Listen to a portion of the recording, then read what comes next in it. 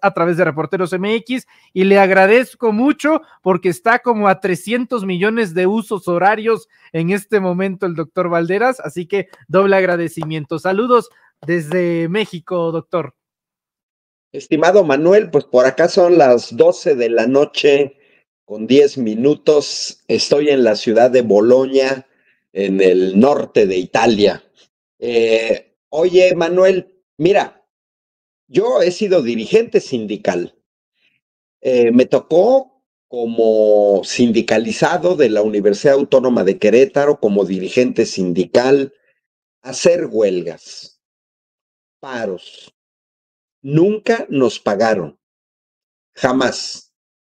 Cuando uno tiene convicción de lucha, sacrifica incluso a la familia, los ingresos económicos. Por lo general, paros y huelgas son para mejorar condiciones laborales.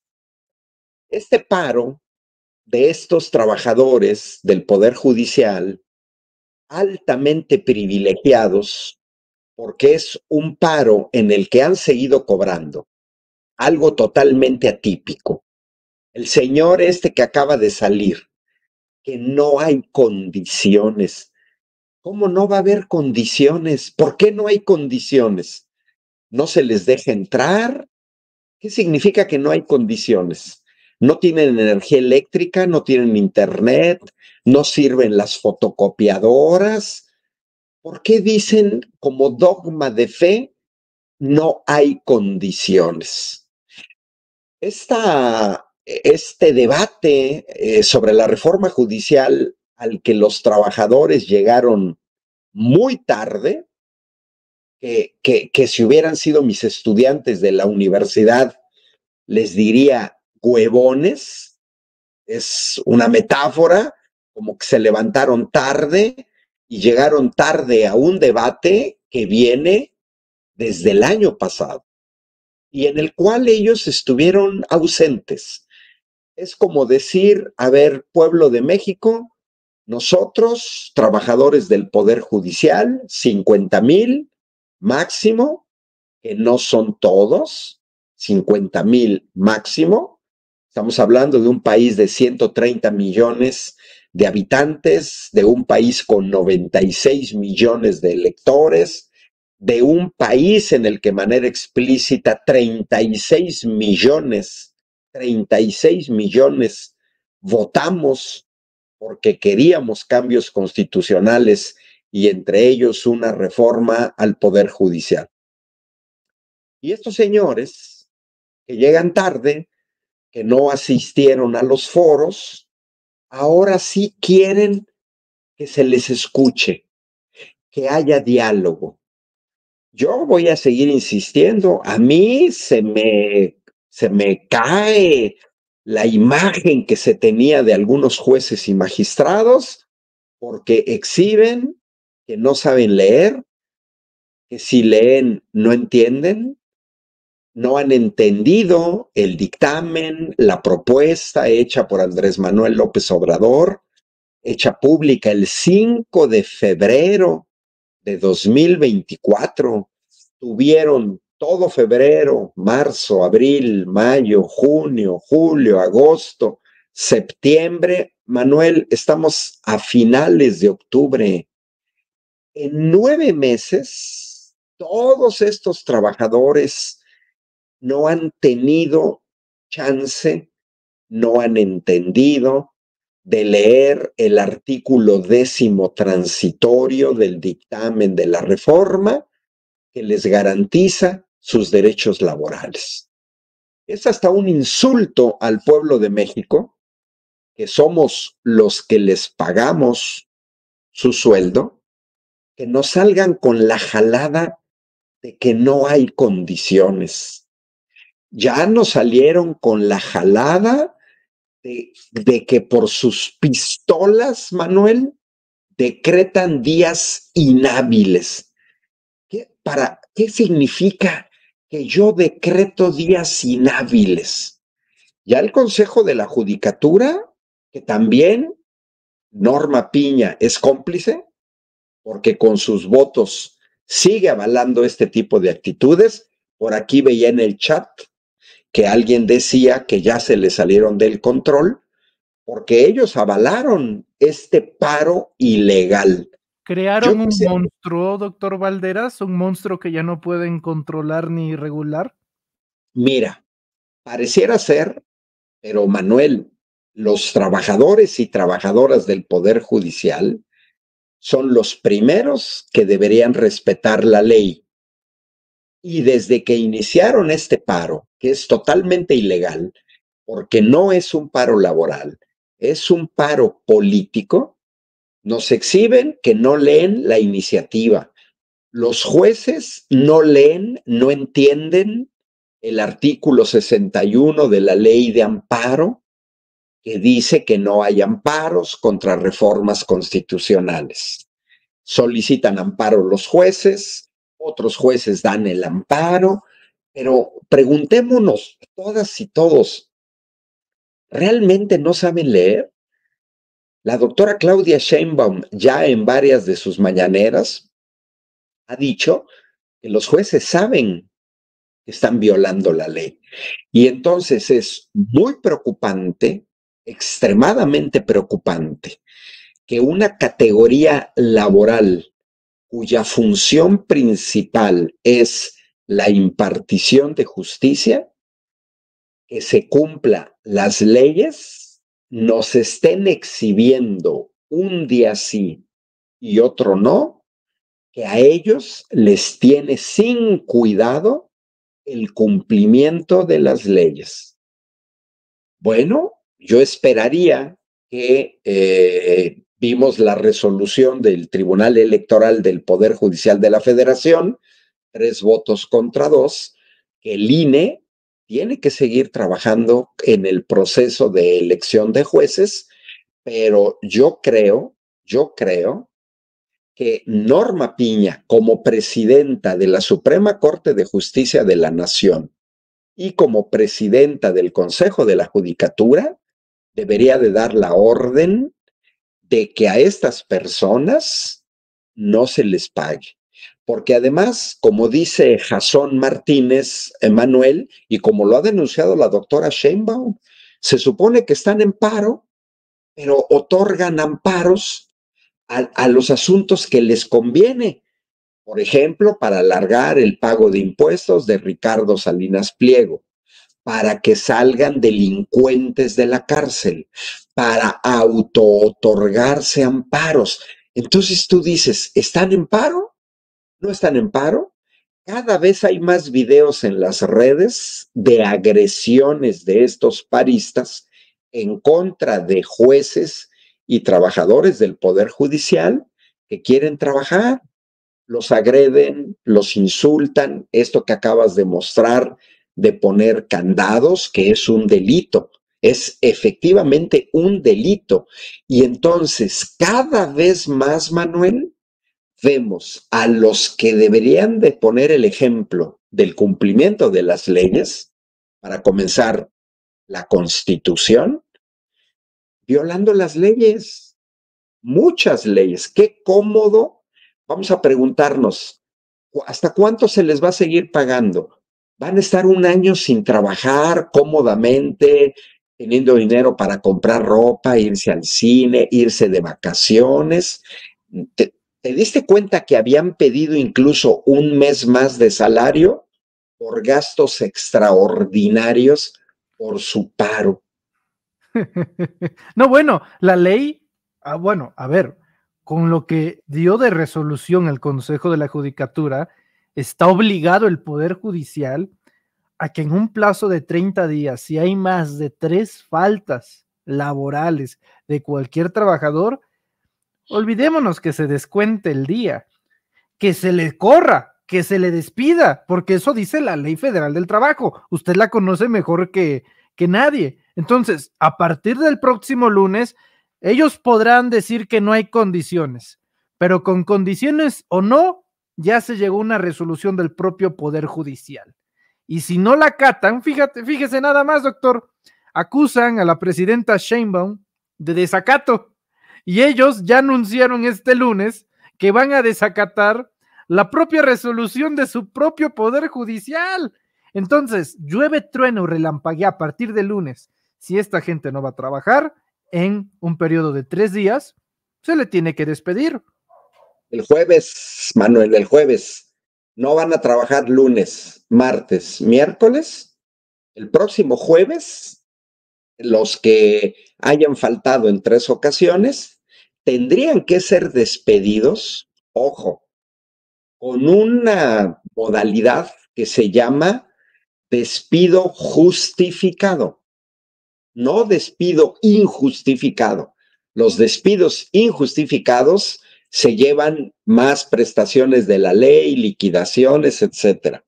Pero cuando los trabajadores faltan a su trabajo y cobran, son aviadores y efectivamente deberían ser despedidos. ¿Esto es estar en contra de la clase trabajadora? Absolutamente no. No, simplemente no quieren trabajar.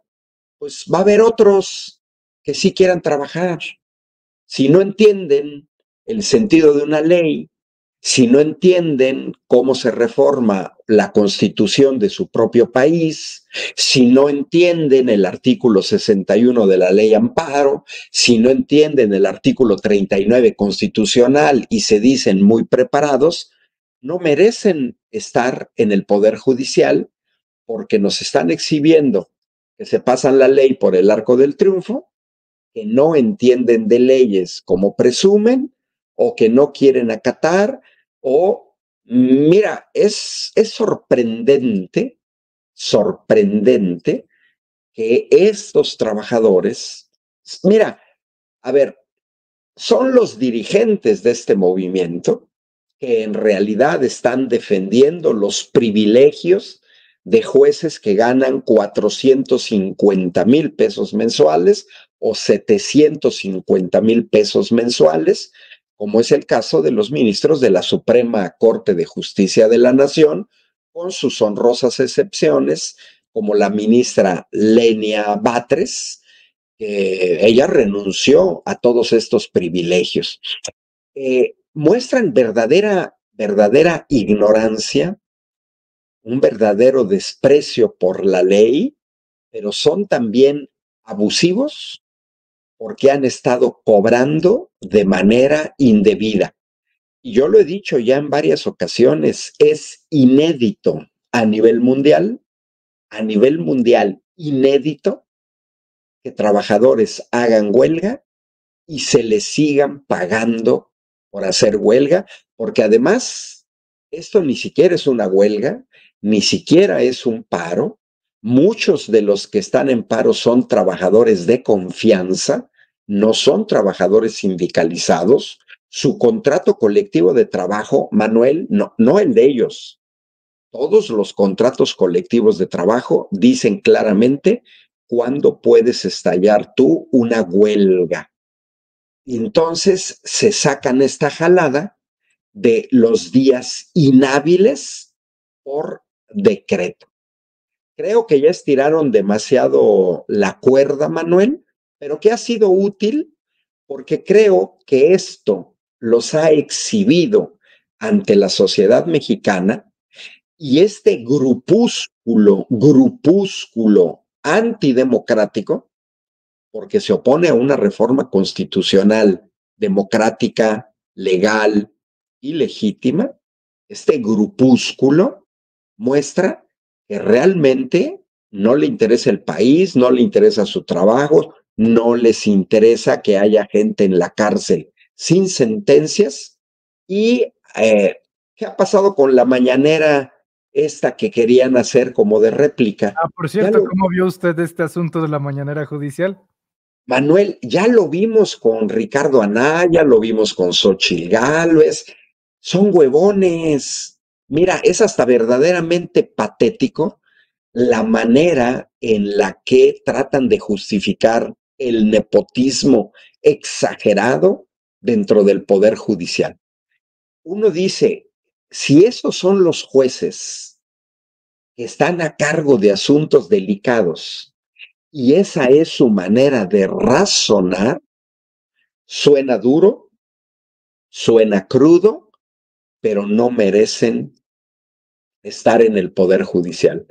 Nos están exhibiendo que son muy chafas. Y mira, como dice Ernesto García, pues a los trabajadores de base no les afecta la reforma, les afecta a la cúpula. Y entonces, pues están defendiendo a la cúpula. Y bueno, aprovecho para saludar a Miriam Sitek, que siempre sigue esas transmisiones, Manuel, desde Monterrey. Hay que ponerles un alto, creo que ya se pasaron de lanza. Y bueno, vamos a ver si ahora desacatan al poder, al Consejo de la Judicatura y la resolución que tomó apenas de manera apretada con el voto en contra de Norma Piña. Y si no, yo creo que ya va llegando el momento en que tiene que haber responsabilidades de quienes están permitiendo esto desde la cúpula del Poder Judicial. Porque es también, yo lo veo como una especie de malversación de fondos, el hecho de que tú recibas dinero para un servicio de impartición de justicia y que este dinero sea desviado para financiar protestas contra el INE, contra el poder el ejecutivo, contra el poder legislativo. Creo que ya es momento de que haya responsabilidades. Y los principales responsables, Manuel, es la cúpula del Poder Judicial. No todos, la mayoría de la Suprema Corte de Justicia de la Nación. Hay que ser fuertes, Manuel. El baboso este que se fue a burlar a la Universidad de Harvard, como si burlarse en la Universidad de Harvard, a mí me gustaría que en Harvard le hubieran dicho o le hubieran preguntado a este ministro mexicano, ¿usted cuánto gana de salario con prestaciones? Y que lo compararan con ministros de la Suprema Corte de Justicia de los Estados Unidos, a ver si le sigue dando tanta risa. Doctor Valderas, fíjese cómo es la vida. Mientras usted y yo hablamos, pues ya la Suprema Corte envió su paquete de egresos. ¿Cuánto dinero piensa pedirle a la Secretaría de Hacienda del gobierno de la doctora Claudia Sheinbaum Pardo? Y fíjese, nada más, no dar son más de 5,900 millones de pesos lo que va a pedir la Suprema Corte, y en comparación a lo que gastaron en este año 2024, para que tengamos una idea, van a pedir más dinero. Concretamente van a pedir 2.3% más de lo autorizado el año pasado. Y, desde luego, los sueldos de los ministros siguen violando el artículo 127 constitucional. Esto también lo denuncia la ministra Lenia Batres Guadarrama, y hay conceptos ajenos a las funciones inherentes a la Suprema Corte que también se van subiendo, como asesorías para la operación de programa, servicios comerciales, gastos relacionados con actividades culturales, deportivas y de ayuda extraordinaria, compensación por servicios de carácter social, formación, difusión, vinculación e investigación para la igualdad y la inclusión de personas en situación de vulnerabilidad, y donativos a instituciones sin fines de lucro. Son algunos de los conceptos que también aumentan en esta solicitud que pues hace de manera formal la ministra presidenta Norma Piña. Primero va a pasar a la Secretaría de Hacienda y luego a la Cámara de Diputados, doctor. Mira, Manuel, la verdad, se les debería de dejar el mismo presupuesto que ejercieron este año y se les debería de pedir que regresaran todo lo que cobraron mientras no trabajaran. Es parte análoga, por ejemplo, de lo que sucede en la administración pública. Cuando tú recibes un presupuesto y no lo ejerces, lo tienes que regresar. Ya sabíamos que la modalidad de alimentar los fideicomisos del Poder Judicial por la cúpula del Poder Judicial era siempre de manera permanente durante todos los años pedir más dinero del que iban a ejercer. Ese diferencial no lo regresaban a la tesorería del gobierno, sino que lo desviaban para alimentar sus ilegales e ilegítimos fideicomisos. Es vergonzoso que, hay que decirlo también, si tú, Manuel, cobras dinero por no trabajar, eres un aviador. Aquí ahorita estoy viendo en el chat cómo varias personas usan el término correcto. Todo este grupúsculo de trabajadores del Poder Judicial ya les gustó ser aviadores.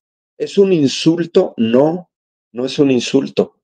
Es un adjetivo que se adecúa perfectamente a su actitud de cobrar dinero y no trabajar. Toda aquella persona que cobra dinero y no trabaja es un aviador. Estos son aviadores. Se sienten dioses, por aquí escriben.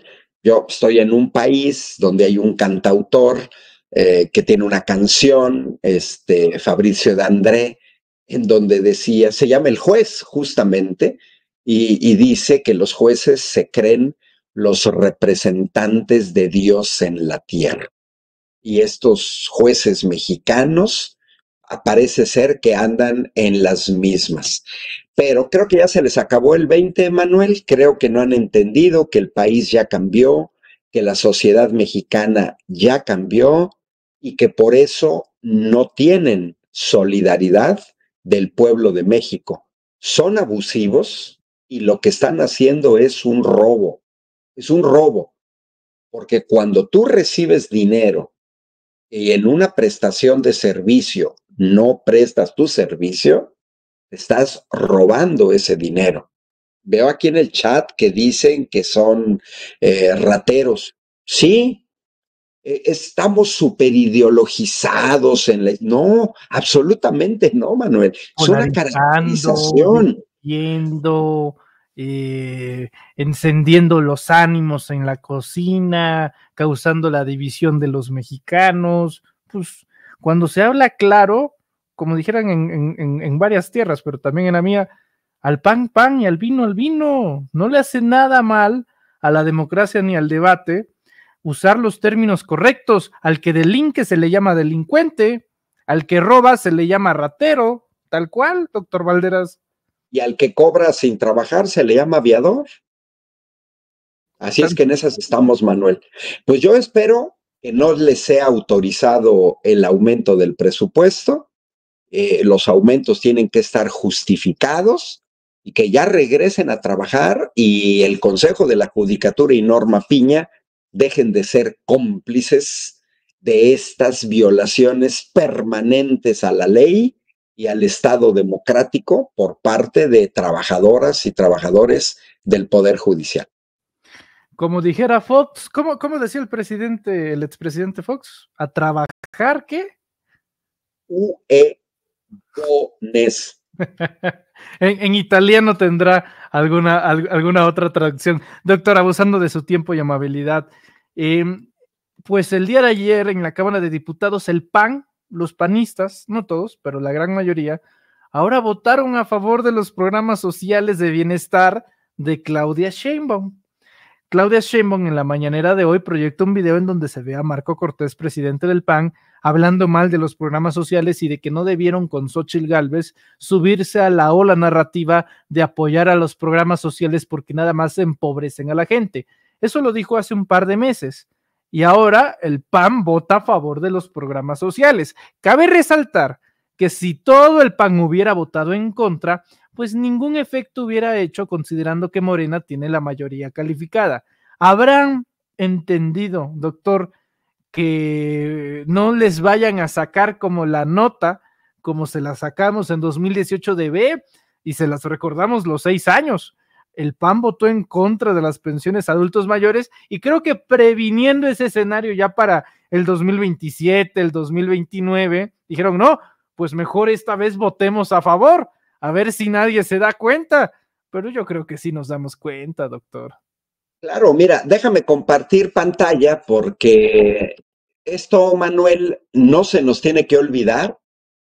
Esta pantalla es la votación de marzo de 2020, cuando los programas sociales se incorporan a la Constitución, y estas votaciones dicen más que 1000 palabras. Los programas sociales se incorporan a la Constitución en el artículo 4, gracias a los votos de Morena, incluso del PRI, Manuel, del PES, que todavía existía, del PT, hasta de Movimiento Ciudadano y del Partido Verde. Y ahí marqué en rojo la votación de los panistas. Ahí podemos claramente ver, Manuel, que de los 78 panistas, ni uno solo votó a favor. 40 votaron en contra y 34 estuvieron ausentes. Dejo de compartir la pantalla, así es que, Manuel, que no nos vengan con cuentos. La derecha se caracteriza por estar en contra de los programas sociales porque los ven como dádivas y no como derechos.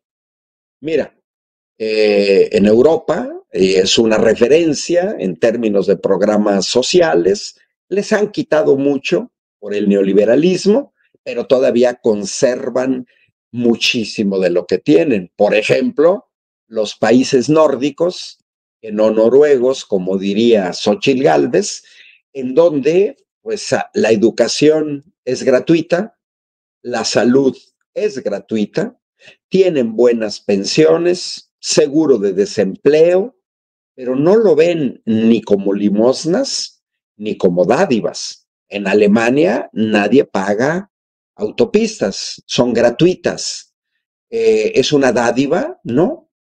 El hecho de que tú tengas acceso a la universidad pública de manera gratuita, ¿es una dádiva? No, no lo es. El hecho de que tú tengas un servicio universal de salud para toda la población, ¿es una dádiva? No, no lo es. Hay países que han construido un estado de bienestar social viendo estas prestaciones como un derecho. ¿Por qué? Para eso pagamos impuestos, Manuel. ¿De dónde se financian? ¿De dónde se financiaron los programas en el sexenio de Andrés Manuel López Obrador? De detener la corrupción y de hacer que los que pagaban muy poco de impuestos pagaran lo que les marcaba la ley. Estamos hablando de grandes machuchones que ya en la época de Felipe Calderón pues dejaban de pagar hasta 250,000 millones de pesos al año.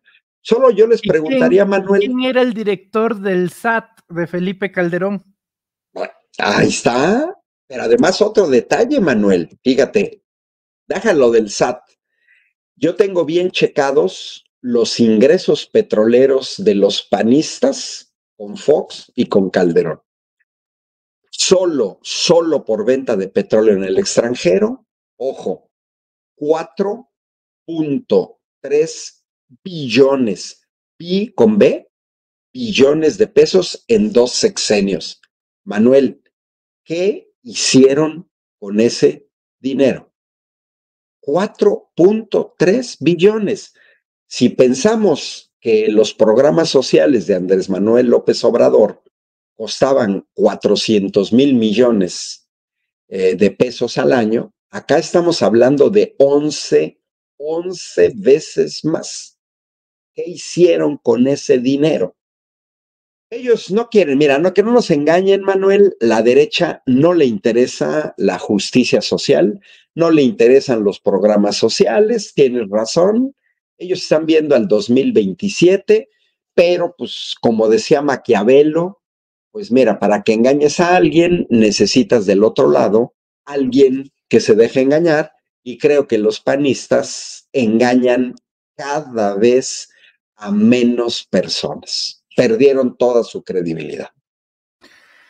Para no dejar el dato en el tintero, el director del SAT en las épocas de Felipe Calderón era Alfredo Gutiérrez Ortiz Mena, hoy ministro de la Suprema Corte de Justicia de la Nación, mismo ministro que fue a burlarse allá a Harvard. O sea, que no se nos olvide, quien condonó miles de millones de pesos a Televisa, a todas las empresas que ya conocemos, fue Alfredo Gutiérrez Ortiz Mena, hoy ministro de la Suprema Corte, que se fue a burlar allá de la reforma judicial en Harvard, para que lo tengamos muy claro. No, y quiere decir que formó parte de un narcogobierno, ¿eh? Ortiz Mena, al igual que Xóchitl Gálvez, formaron parte de un narcogobierno. Les debería de haber dicho eso en Harvard, que él formó parte de un narcogobierno, a ver si les daba tanta risa. Pues sí, su compañero de gabinete ampliado, pues era Genaro García Luna. De eso tal vez no se bromea mucho en Harvard. En fin, doctor Valderas, le agradezco mucho estos minutos para la audiencia de Reporteros MX. Desde México, no solo sus servilletas, sino que como 15,000 mexicanos le andan enviando buenas vibras allá en Italia. Bonacera, cuídese mucho y por favor compártanos sus redes sociales para estar al pendiente. Sí, ya lo vi. Gracias, Manuel. Te mando un abrazo, un saludo cordial a todos. Sí, por acá ya andamos casi en las 12:40 de la noche. Mandamos un cordial saludo. Mis redes sociales, facilísimas. Ángel Valderas, en X, en YouTube y en Facebook. Y ya por ahí nos estaremos viendo en México, Manuel. Muchas gracias, doctor. Le envío un fuerte abrazo y estamos en contacto.